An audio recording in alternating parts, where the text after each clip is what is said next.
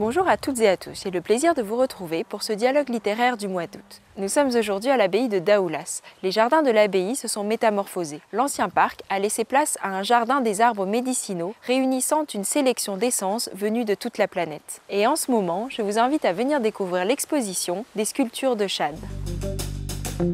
Du 13 au 19 juillet se sont tenues les fêtes maritimes à Brest. La librairie Dialogue a pu y recevoir, dans le stand prévu à cet effet au cœur des fêtes, de nombreux auteurs. Nous vous présentons un aperçu.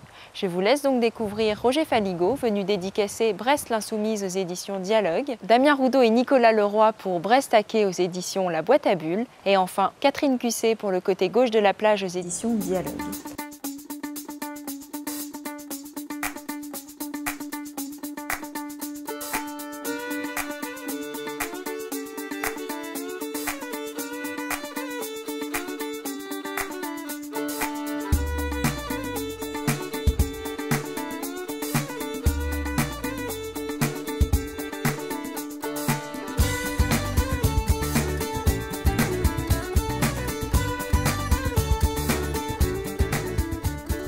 Bonjour Roger Faligot, vous publiez Brest l'Insoumise aux éditions Dialogue, une biographie de la ville de Brest des origines à nos jours. Pourriez-vous nous raconter la genèse de cet ambitieux projet ? Écoutez, il y a à peu près 2 ans, j'ai proposé à Charles Kermarek des éditions Dialogue ce livre qui provient d'une idée que j'avais eue en lisant un autre livre. C'est souvent comme ça, vous savez, le livre d'un Anglais, Peter Ackroyd, qui a écrit London the Biography, la biographie de Londres. Et ça me semblait formidable, c'est-à-dire de progresser chronologiquement en faisant l'histoire d'une ville, singulièrement la ville de Brest qui me passionne, et en même temps, par moments, d'aborder des thèmes qui sont le thème de la santé, qui sont le thème du feu et la ville, etc. etc. Et donc c'est devenu Brest l'Insoumise parce que très rapidement, en faisant ce livre-là, je me suis aperçu que c'est une ville évidemment rebelle depuis toujours. C'est une ville mécréante, c'est une ville qui en même temps se rebelle mais n'est pas intolérante. Enfin, pour beaucoup de raisons. Rapidement, les personnages que je cernais pour faire ce livre ont permis de faire un portrait de Brest tout à fait singulier. Alors au fil de votre enquête, vous avez fait quelques révélations. Pourriez-vous nous en confier une notamment ? Déjà, je révèle d'où vient le nom de Brest, ce qui n'a jamais été fait jusqu'à présent. C'est-à-dire que grâce aux archives et grâce à différents documents venant de Scandinavie et d'ailleurs, j'ai pu montrer que Brest a été une ville viking au Xe siècle, entre 913 et 914, quand l'abbaye de Landévennec a été brûlée par les Vikings. Elle est devenue une ville, elle est restée viking pendant 15 ans. C'est un peu comme le mot anglais, Brest, c'est-à-dire le Saint, et également le Mamelon. Et pourquoi ? Parce que c'est un éperon barré sur lequel, au début, un castellum, un château, a été construit d'abord par des berbères de l'armée romaine vers le IIe siècle, et puis ensuite ça s'est constitué en forteresse beaucoup plus importante. Les Vikings, contrairement à ce qu'on croit généralement dans les feuilletons, ne détruisent pas forcément les villes dans lesquelles ils arrivent. Au contraire, parfois, ils s'en saisissent. De la même façon qu'ils ont utilisé l'île de Bar, l'île de Groix et d'autres îles comme base de rebond pour leur conquête, ils ont utilisé pendant 15 ans Brest. Je vous rappelle que personne n'avait trouvé d'où ça venait.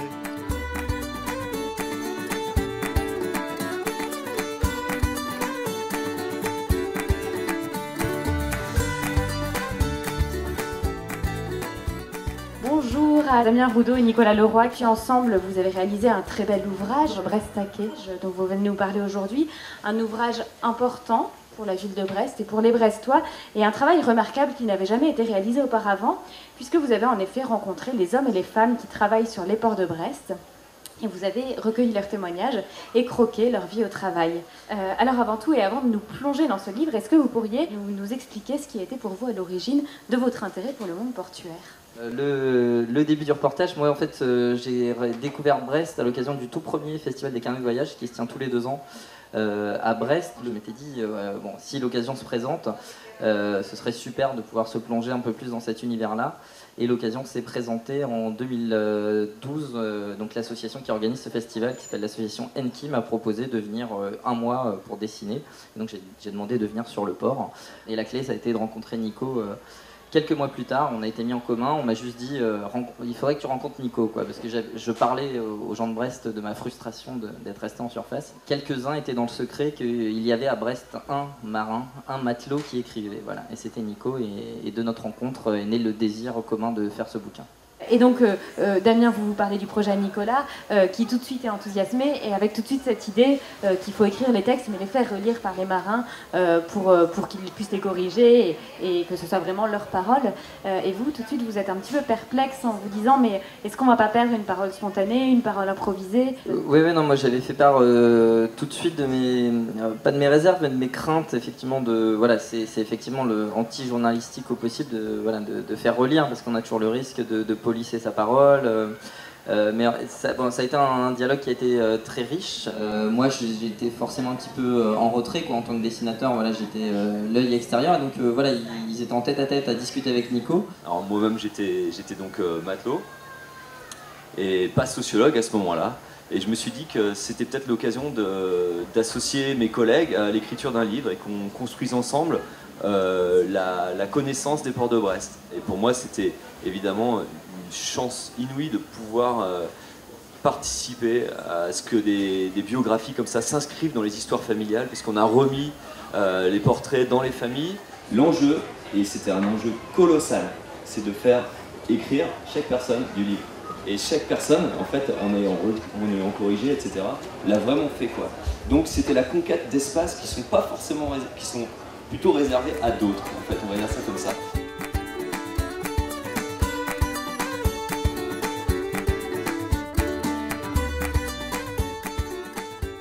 Catherine Cusset, bonjour et bienvenue. Vous êtes aujourd'hui sur le site des Fêtes Maritimes de Brest 2016 pour nous présenter Le côté gauche de la plage, un livre paru aux éditions Dialogue. Alors à travers ce très beau texte magnifiquement illustré par Alain Robé, c'est en presqu'île de Crozon que vous nous menez, sur une plage, la même depuis des décennies, un lieu où l'on peut être pleinement soi-même. Alors avant tout, est-ce que vous pourriez nous raconter la naissance de ce très beau texte et ce qui pour vous a été à son origine? Le fait simplement qu'en effet, il y a un lieu dans le monde que j'adore, qui se trouve être cette plage en Bretagne, où je vais tous les jours de l'été. Je passe tous mes étés en Bretagne. Je vis à New York le reste de l'année, mais je passe les étés en Bretagne. C'est une plage qui me donne de la force et j'ai essayé de comprendre pourquoi. Voilà. Cette plage, au fil du texte, vous nous la décrivez par petites touches et petit à petit se dessine sous nos yeux un paysage sublime à travers vos mots et les illustrations d'Alain Robé. Est-ce que vous pourriez alors nous dire quelques mots de ces illustrations et de ce qu'elles apportent au texte? Ces illustrations, quand je les ai vues, j'ai juste pensé, c'est ma plage. Je sais pas, tout est là, l'espace, cette espèce de vision panoramique qu'on a quand on arrive du village d'en haut et qu'on voit cette immensité de sable, de mer, de falaises. Les couleurs sont magnifiques. Vraiment, ces illustrations, je pense qu'il y a un parfait accord entre le texte et l'illustration. Et puis ça a été le lieu d'une grande amitié, celle avec Jean, à qui vous dédiez ce livre. Est-ce qu'on peut dire que cette géographie intime dans laquelle vous nous faites entrer, elle est aussi profondément humaine? Le lieu a une force en soi. Mais c'est vrai que dans ce lieu, j'ai rencontré un homme beaucoup plus âgé que moi, qui devait avoir presque 2 fois mon âge, et qui était comme moi attiré par, pour les mêmes raisons peut-être, par ce lieu. Et entre nous est née une amitié très forte et j'ai écrit ce texte en hommage à cet homme. Alors aujourd'hui, vous êtes venu donc pour une rencontre sur les Fêtes Maritimes de Brest 2016. Est-ce que vous pourriez nous dire quelques mots de vos impressions de cette manifestation? J'ai jamais vu Brest comme ça. D'abord, il fait très très beau. J'ai l'impression, je ne sais pas qui a payé le bon Dieu là pour qu'il nous donne un ciel aussi bleu. Et puis il y a un monde fou. Je pense que j'en verrai plus tout à l'heure et demain. En tout cas, ces fêtes maritimes ont l'air absolument magnifiques.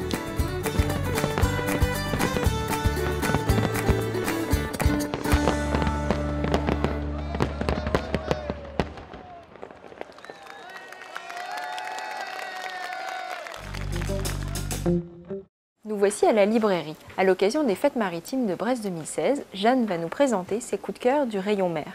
Bonjour Jeanne. Bonjour Marion. Le premier livre que tu as choisi est un roman biographique. Oui, il s'agit du livre Portée disparue d'Alexandre Boussageon qui relate le destin fascinant et mouvementé de Joshua Slocum.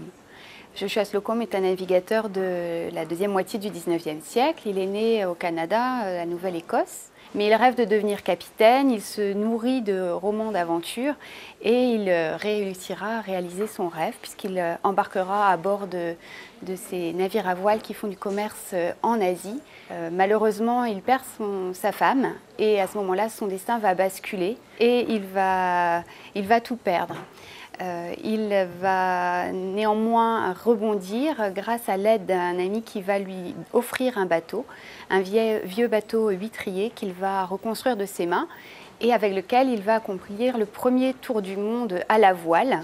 Il y a toutes sortes d'aventures, il va devoir affronter des pirates, mater des mutins, affronter plusieurs naufrages.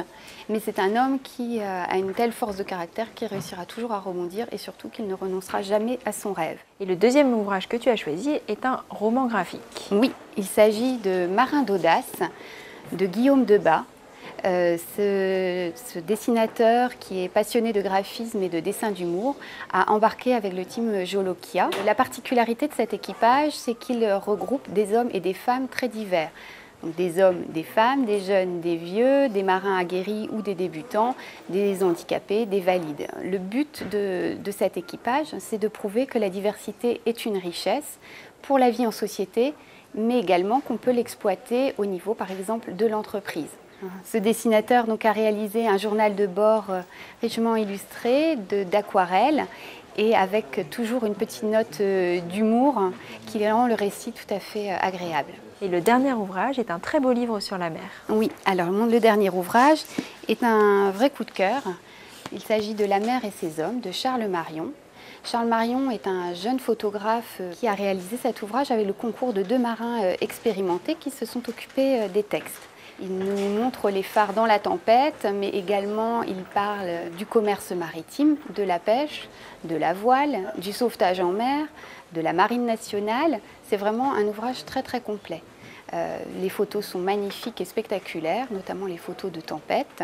Je pense que Charles Marion voulait aussi présenter les hommes de la mer et donc il a réalisé une série de portraits qui conclut l'ouvrage et c'est vraiment un énorme coup de cœur. Je te remercie Jeanne. Merci Marion. Voilà, cette émission touche à sa fin. Je vous remercie de nous avoir suivis. Je vous souhaite un très beau mois d'août et je vous retrouve à la rentrée.